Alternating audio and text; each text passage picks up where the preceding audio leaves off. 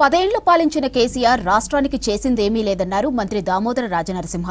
రాష్ట్ర ఆర్థిక పరిస్థితి బాగా లేకున్నా అన్ని పథకాలను అమలు చేస్తున్నామన్నారు మంత్రి. కేసీఆర్ 10 ఏళ్లు పాలించి రాష్ట్ర ఖజానాను ఖాళీ చేశారన్నారు మంత్రి వివేక్ వెంకటస్వామి. కాళేశ్వరం పేరుతో అవినీతికి పాల్పడ్డారని ఆరోపించారు. ఎన్నికల హామీలో లేకున్నా సన్నబియ్యం పథకాన్ని అమలు చేస్తున్నామన్నారు మంత్రి. ఇక రాష్ట్రం ఏర్పడ్డాగా కేసీఆర్ అనేక హామీలు ఇచ్చి మరిచిపోయారన్నారు మంత్రులు. సంగారెడ్డిలో జరిగిన ఇందిరా మహిళా శక్తి సంబరాల్లో పాల్గొన్నారు మంత్రులు దామోదర రాజనరసింహ, వివేక్ వెంకటస్వామి. మహిళలు పొదుపు సంఘాల ద్వారా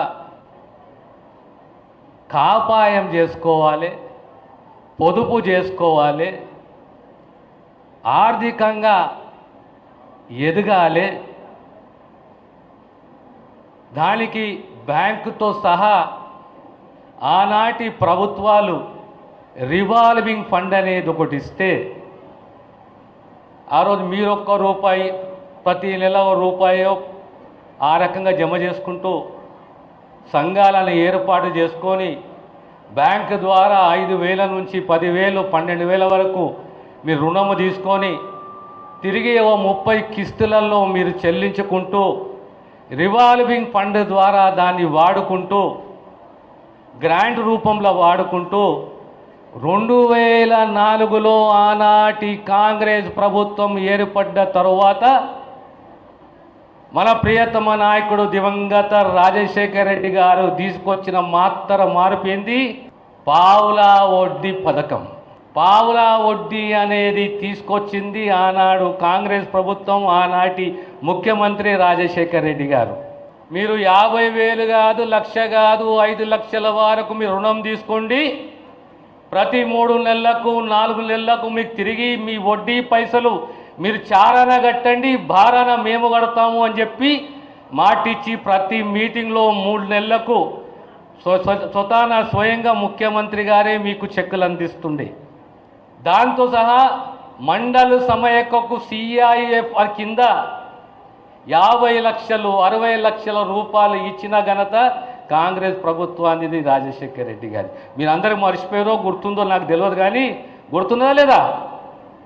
CIF కింద 50 లక్షలు 60 లక్షలు 75 లక్షల రూపాయలు ప్రతి మండలానికి ఇచ్చిన చరిత్ర కాంగ్రెస్ది, రాజశేఖర రెడ్డి గారిది.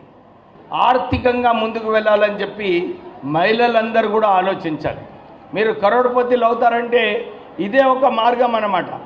మీరందరూ ఇది దృష్టిలో పెట్టుకోండి.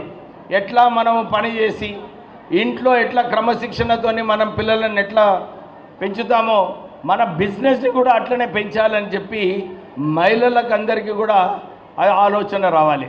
చాలామంది మనం మొన్న భాషా మైలారంలో యాక్సిడెంట్ అయినప్పుడు అక్కడ డైలీ రేటెడ్ వర్కర్స్ చాలామంది ఉన్నారు.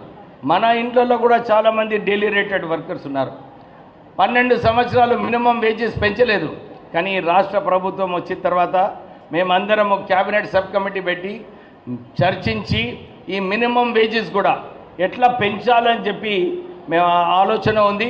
త్వరలోనే ఎవరైతే డైలీ రేటెడ్ వేజెస్ ఉన్నారో వాళ్ళందరికీ కూడా ఈ వేజెస్ పెంచి మీ అందరికీ లాభం ఉంటుంది.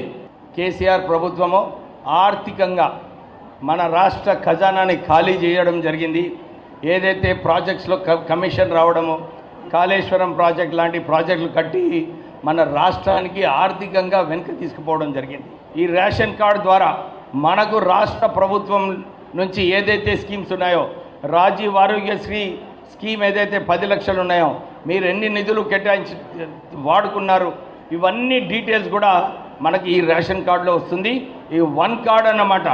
మహిళా శక్తి ఏదైతే ఉందో మీరు కూడా మంచిగా బిజినెస్ చేసుకుంటూ ఆర్థికంగా ముందుకు వెళ్ళాలి.